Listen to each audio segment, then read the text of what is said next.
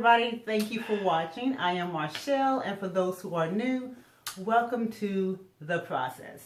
And this is my lovely, handsome boss. The boss. Vito. Believe that. Believe it. Hi, you guys. I am so happy that we are back with you guys. I am so happy to know that you guys were waiting for us. It's been a minute. Life, marriage, all that jazz. Everything. But we have something new coming up, and we've been working on that. We're not going to say anything today about it. However, if you are an Instagram follower, if you're a Facebook follower, you already know. So those are some of the perks of following us on social media, all right? Well, anyway, today we're going to It's good to be back. It is I just want to say it's good to be back. It's good to be back. We've been gone for a whole week and a half. Almost 2 weeks. 10 days to almost 2 weeks. That's a long time. It's just good. It's just good to be back in the, And thank you for the emails, you guys. Yeah. Like, where y'all at now? What's going on? Yeah, keep us, accountable. It's her fault. It's her fault. Her fault. I blame all of it on her. Anyway, today we're going to be talking about engaged but never married. So, this is going to be one of those, again, I'm going to say off the wall, but yeah, off the wall. Is it going to be a short video? Testimonies. And we're just going to let God do what he always been doing, like he's always done. Is it going to be a short video? So if you are interested. Why are you not answering me? Because I don't know. But it's not going to be a long, drawn out either. We're going to say what God wants us to say. Sexy. Get off the screen. Anyway, you guys. So the way I threw that in there. Stay tuned and we shall be back.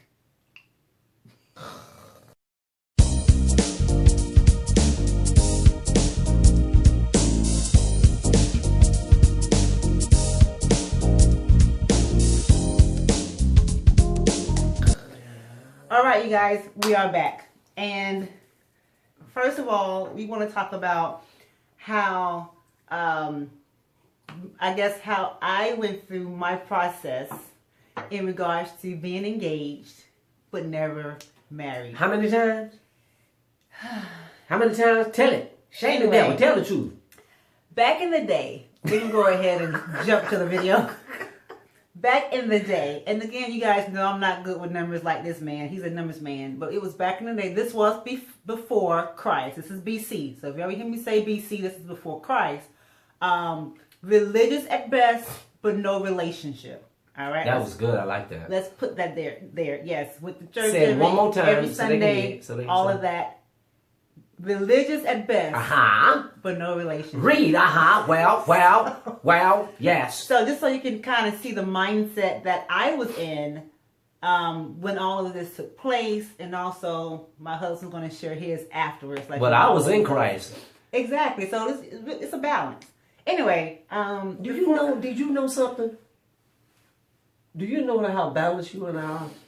It's like I'm farsighted and you're nearsighted. Ain't that crazy? Your credit good, my credit bad. Your credit is not bad anymore. It's not. No, I'm just saying. I'm just talking about how, how God has put, when God puts something together, both of you don't be perfect. Okay, go ahead. But we're perfect for each other. Yes, we are. Well, you weak, I'm strong. And you make a brother look good. Well, I'm weak, you strong. You make the brother look good. Sorry, you guys. It's been a minute, so forgive us. Let's jump to just saying. The video. Go ahead, babe. I'm sorry. Go ahead. All right, you guys. Sorry about that. Back in the day, I was engaged. Matter of fact, I was engaged twice. Yes, I was engaged 2 times. First, I was engaged with, I want to say, my high school sweetheart. He was actually, I was in high school, and I think he was either had graduated from high school, or however the case may be. I know I was 16 and he was 18. Wow, you were 16? Yeah.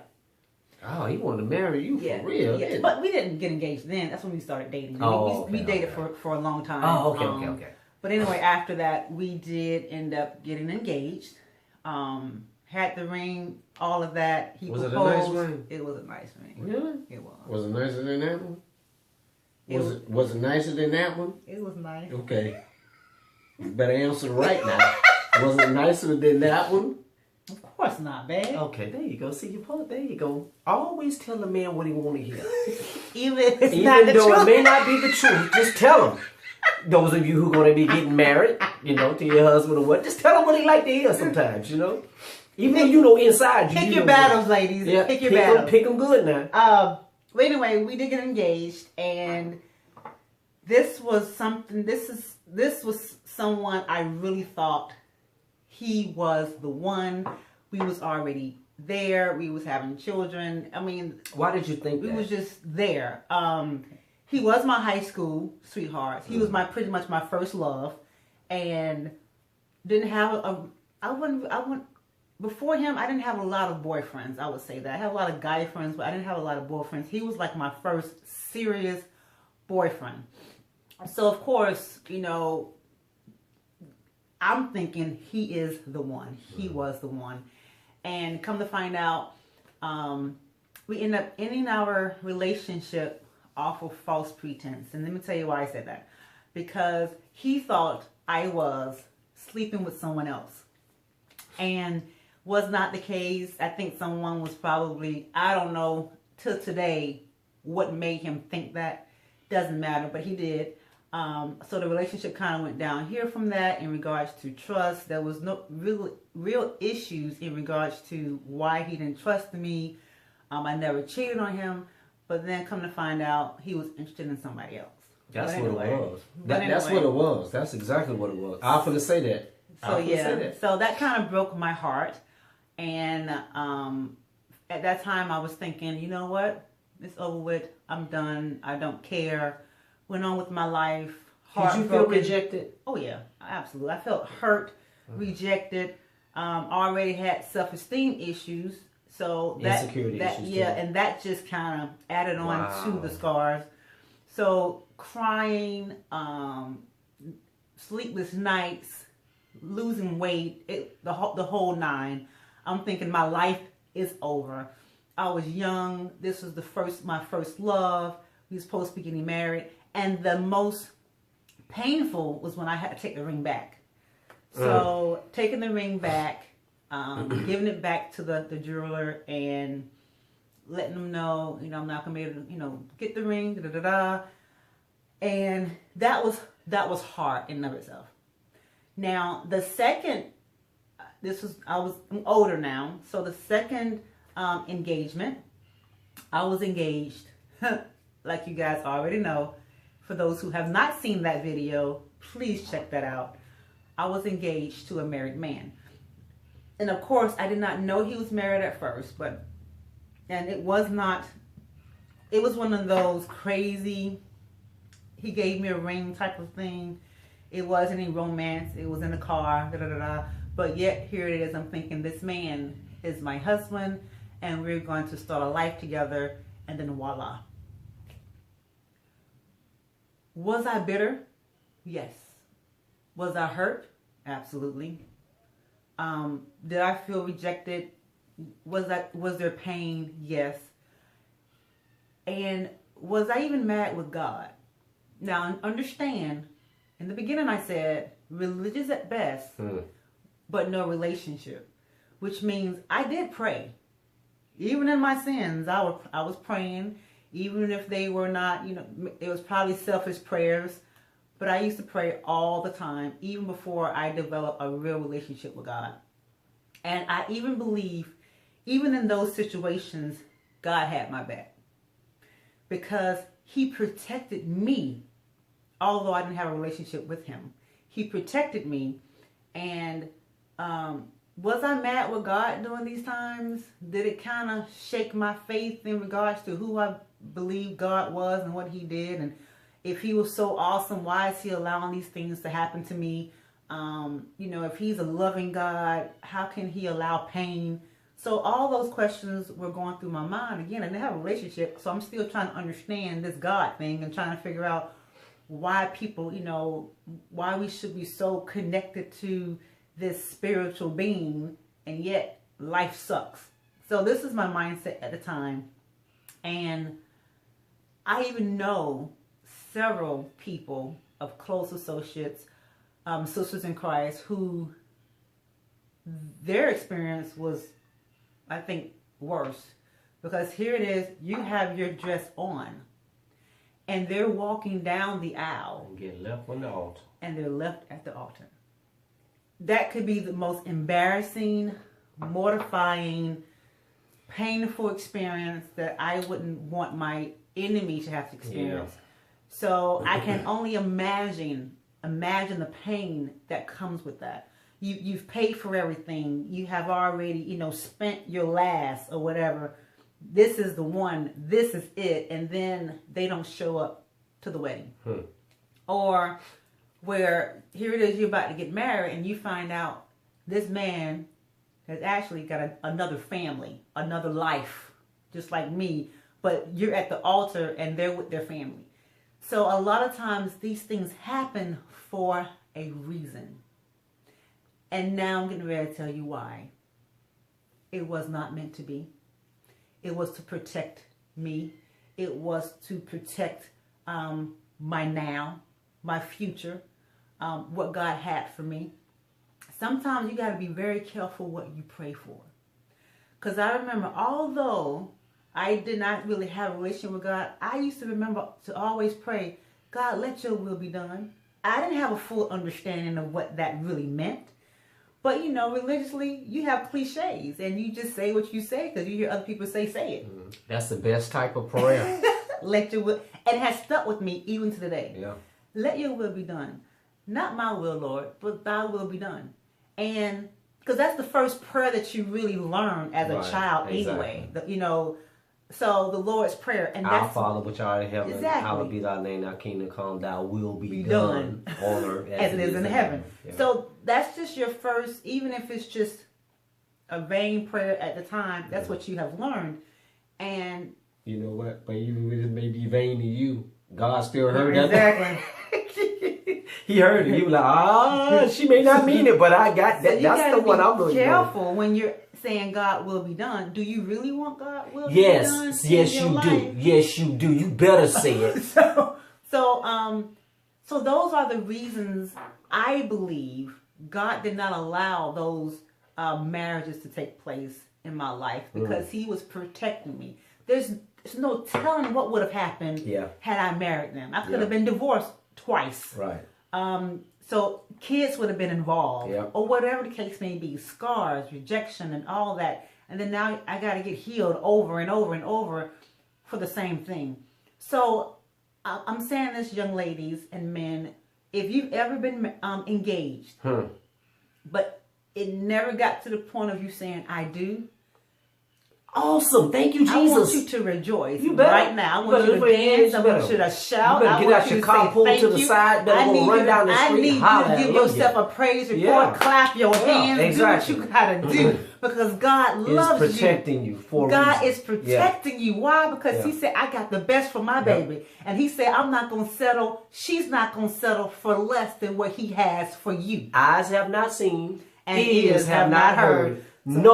Neither has it entered into the heart of those who love God, for those who He has prepared for them that love Him. Yeah. Selah. Think about it. Yeah. Yeah. So I know, even if it's something that's old and you've already been delivered, I want you to shout. Even if it's something new and you're going through this thing and you're trying to get over that hump, shout. It does not matter, because God said, I got you. Yeah. I got your back.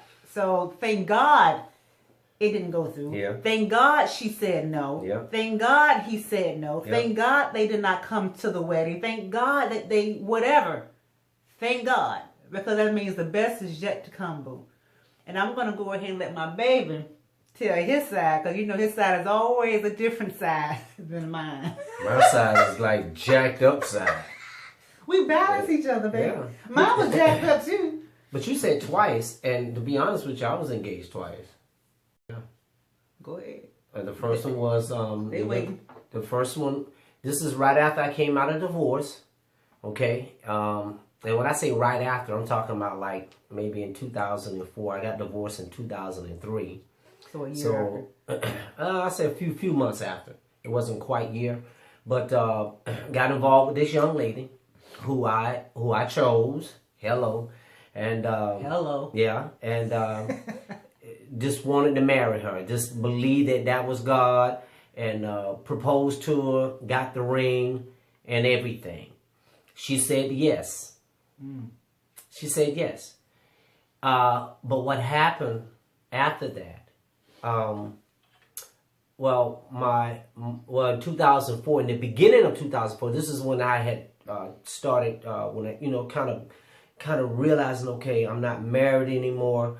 Okay, didn't even know that I was divorced, to be honest with you, because when you've been in a marriage for so long, right after you're divorced, yeah, you see that you're divorced, but really, actually, you still act like you're married.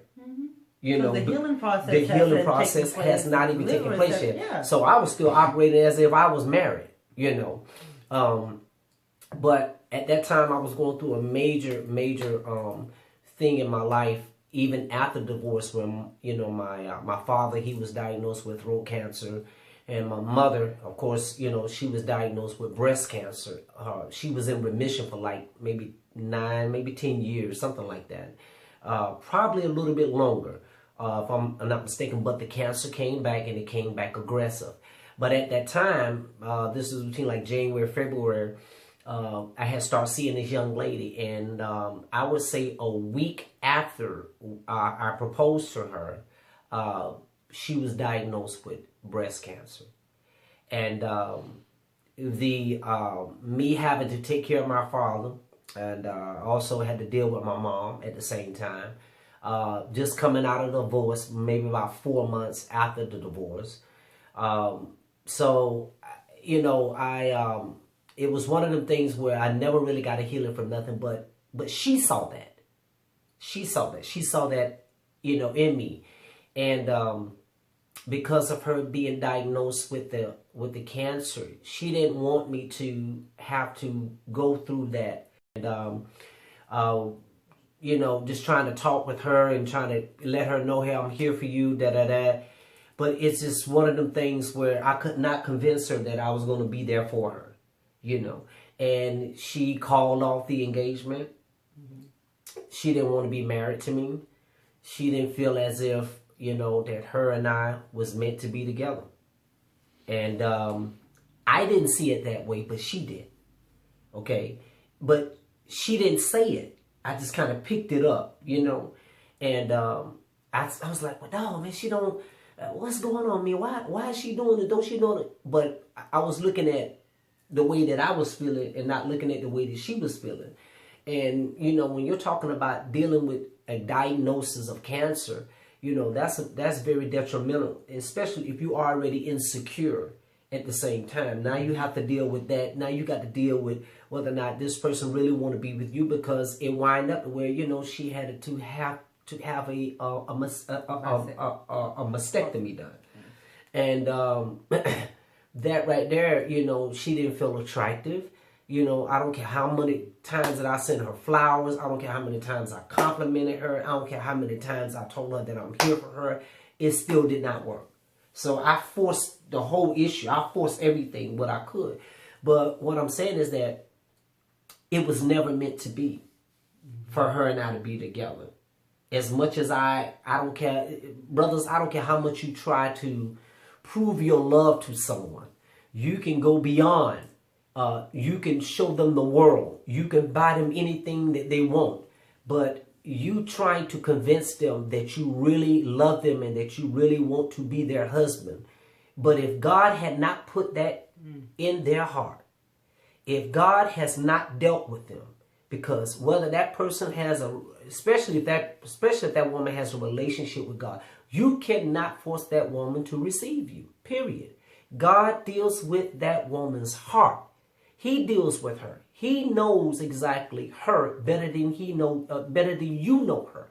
So if you're trying to force your proposal or trying to force your love on this woman who you have chosen to be your wife, and she still is in, at a point where she's just really not confident, or she's not, and then you're saying to yourself, well, I'm going to just wait. I'm going to believe on God. You got to understand something. God does everything in order.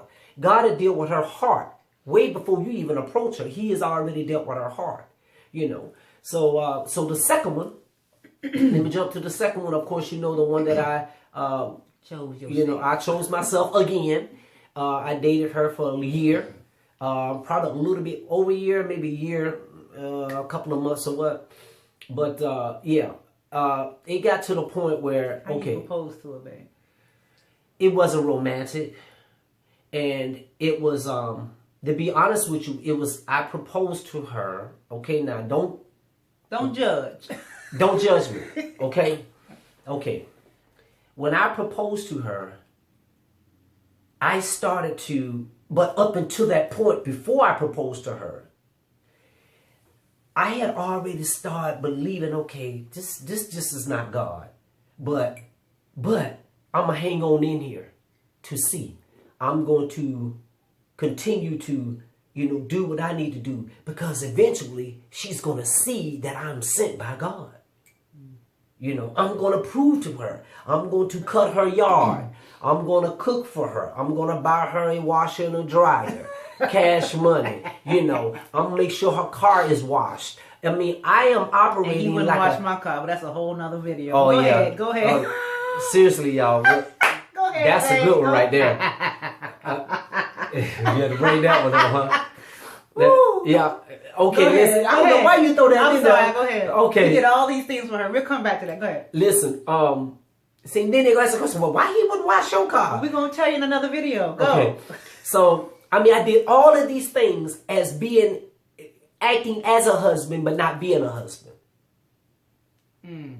I was acting like a husband, but I was not a husband. It's like women act like wives. Women, the wife. Single women are trying to prove themselves that they can be faithful to this man, or you are my husband, and they act like a wife. They cook for you. You're cooking for that man. You're going and running his clothes, and you're ironing his clothes. You're washing his clothes, or you taking him lunch on his job. You are paying some of his bills. You putting money in his pocket. You helping him do this. You helping him do this. You acting like a wife, but you're not a wife.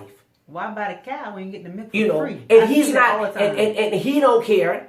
He don't care because he enjoy you doing that, because it's really a sense of control that he has over you. He's doing all that with no commitment. Right. So why commit? Exactly. So while I was doing all of this, I'm thinking that she's going to see this. So then it started to dawn on me more and more. I started to see as us, we were always arguing and disagreeing. So I said, this ain't not, I kept saying that this is not God. I said, this is confusion. But I kept trying to make it happen. Make it be God. I tried to make it be God. I tried to tell God, even though your will is this, I want you to put down your will and accept Vito will, because right now Vito wants to be in control, and I just want you to come along with me. Just endorse everything I do. And both of them were children of God. Children they had of God. relationship. Had relationship with God. Yeah. But we still was bam, clash. Yeah. We had a relationship with God, and it still was not God. You can still have a relationship with God, and just because you connected with that person, and you can still be out of God's will because it ain't God who connected it. Right. So this is how I propose. Again, after knowing that what God was telling me, no, not to do, don't you do this, don't you do this. So it was like really a test. I was sincere, but it was a sincere test. Don't judge me. Don't judge me, because you're looking at me like you're judging me, and y'all too, whoever you are. I'm looking right at you. I got my eyes on you. You right there. Test. I want you to keep talking. Well, a sincere test is like, okay, I have to see if this really is not God or not. So I propose. Went and got the ring. Nice ring. Was it nicer than this? Was it nicer than this? I ain't gonna ask you again. No, it was not nicer than that. He passed the test right now. No, it was not nicer than that. Tell her what that she can't wanna even know. touch that. That right there, that's white gold. That's like, it was gold, plated, not for real, it was gold, but it was not nicer than this. Okay. Seriously, it wasn't. Okay. It wasn't. Okay. So why you rubbing my back? I'm touching you, baby. I can't touch you. Yeah, you can touch me, but you're doing it too sexy. Okay. Nah. We doing a video now. Go ahead. I'll pause this thing in a minute. That's why we was away for a whole 2 weeks, y'all. No, you didn't. We was up. We was up. Ow! We was up. Okay, listen, y'all. Listen. All right, so here we go. You wrong for that. All right, here we go. So I went over there. I went to her house, and I had the ring. She didn't even know I had the ring. And I just pulled it out. And I said, I didn't feed her this line. I didn't feed her, oh, you the love of my life. And I didn't do none of that. And the reason why I didn't do none of that, because I believe that when it's God, you don't have to try to spice up anything that God has already flavored and already put the right ingredients in it. He's already done put the right seasoning in it. He's already done it. All you have to do is just show up. Woo! You don't have to add no extra in there because it's already flavored right when God does. All right. All right. So when I pulled the ring out, I just opened it up and I asked her just plain and simple, will you marry me? That's it. And this is what she said. She looked at the ring. She looked at the ring and she said, oh, that's a nice ring. Oh, wow. That's what she said. That's a nice ring. And this is what I did. I said, yeah. And I said, and you answered everything that was in my heart. I closed the lid down. I gave her a hug. And then I left. When I got home, I called on the phone. And I said, you are not the one that God chose for me. Mm. And she started to tear up on the phone. She started to cry. And I said, you are not the one that God chose for me. I said, you're not my wife.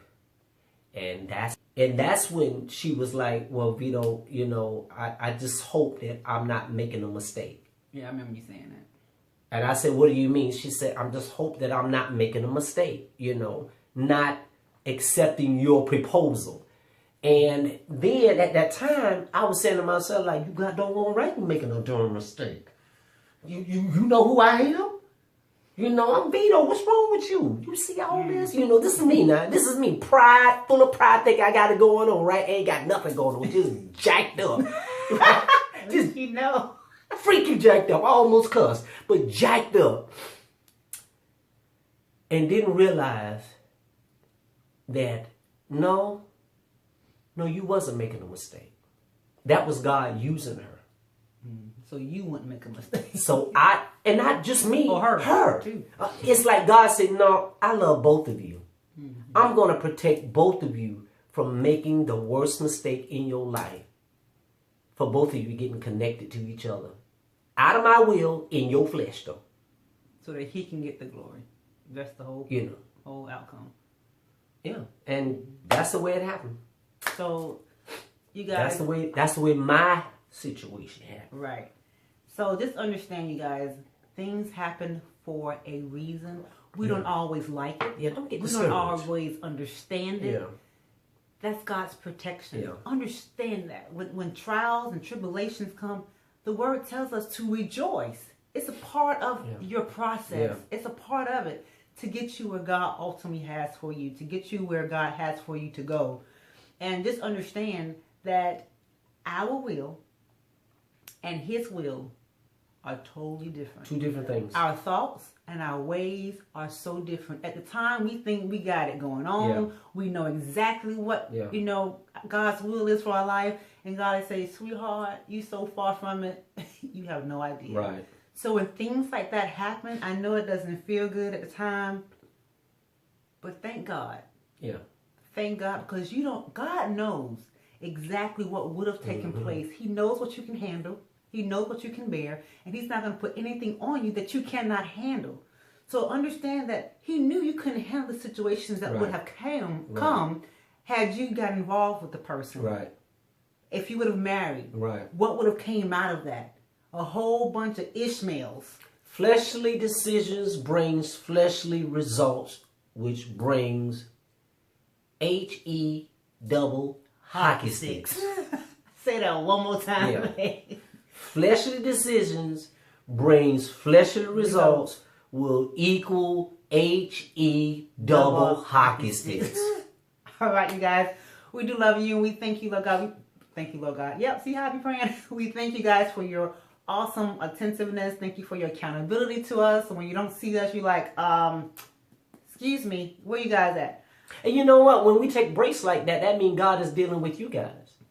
And He's dealing with us. And He's dealing with us. He's saying, okay, listen, right now I need for you guys to just do other things what you need to do, because I need to deal with these others. I need to deal with them on their own personal, because just like we said before, we are not your God.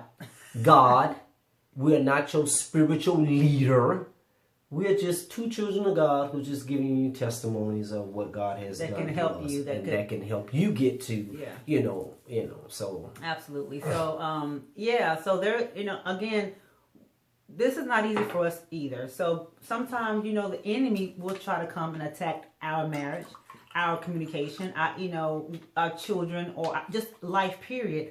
So keep us in prayer as well, because the enemy don't like us doing this. No. He hates this. Trust and believe you need us. Hey, is there a danger side that when a person who feels rejected because they didn't get married, is there a danger side that they can probably, the vulnerability of it, like if it didn't, the person who they want to get married to, or because they got rejected from that, isn't there a vulnerability, or they are vulnerable at that time? Isn't it like if they're so hurt to the point where instead of them going to God and asking God to heal their heart from that situation, they possibly can go somewhere and start channeling how they feel to other things that can cause them to veer even further away from God's will? Yeah, that's what bitter and hatred and strife do. That's what this. So please don't do that. In other words, if the person says no, that you're not their husband or not their wife, okay, you want to go through your crying and go through your bitterness and kick and like a little child does normally when they don't get away.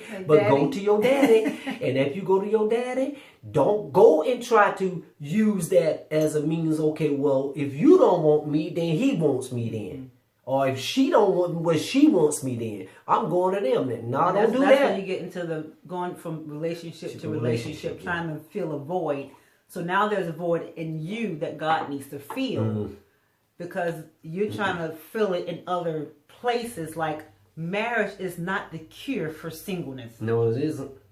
Understand that. Marriage is not the cure for singleness, because singleness is not a disease. It's not a disease. It's a gift from God. It is. And don't take it for granted. And understand, your husband is your maker. So if we understand that in the real sense, we will understand that when things like this happen, he should be the first person you talk to. Exactly. He should be the first person you run to. Exactly. He's not surprised. He just want to hear from you. Whether you're mad or upset, angry. And I talk to God just like that. God, I'm upset right now. I'm in the flesh right now, but I need you to help me. I talk like that to God. I don't go to Him, thou shalt out. How I'm feeling, and sometimes there's no words. Right. The Holy Spirit. I don't even know what I'm saying. Right. I don't know. I can't even form a word to say through prayer. But God knows the heart. He knows the spirit, and you just go to Him. Yeah. So in those times of trouble, and those times of just pain and rejection, don't go to another man or to another woman. Hey, come on. They cannot fill the void that you so yearning for. Right. Only God can do that. Only God can do that. And once He do that, then you're ready. Right. Because you don't want to be married and now you're expecting that person to fill a void only God can fill. Because even when you get married, there's still a void God will continue to keep there. Why? Because He wants it just for Him. Yes, He does. I can't meet all of His needs. No. He can't meet all of my needs. Exactly. Then why would we need God? Amen. Wow. I'm just saying. Wow. So there's a part of us, God says, no, I want from myself. So I'm going to make sure that Vito can't give it to her. That's right. I'm going to make sure Marshall can't give it to him. That's right. So right. Therefore, they have to come to me in order to keep this right here going. That's right. All right? Most definitely. So you're in your preparation. If God's will for your life is to be single, you're in your preparation. Yeah, if God's will is for you to be married one day, you're in your preparation. That's why it's called the process. All right, you guys. Hey, we love you. We're getting ready to go. Okay. I was finna say what the process was. That's all. We're gonna do some more videos. We're gonna be coming back with more videos so that you guys don't have to keep waiting. But again, we do love you. We do thank you. Continue to like, comment, and subscribe, and share with your friends. Share with your friends. Thank you, guys. Don't forget, be you. And keep it moving, baby. And keep it moving. Bye. Peace.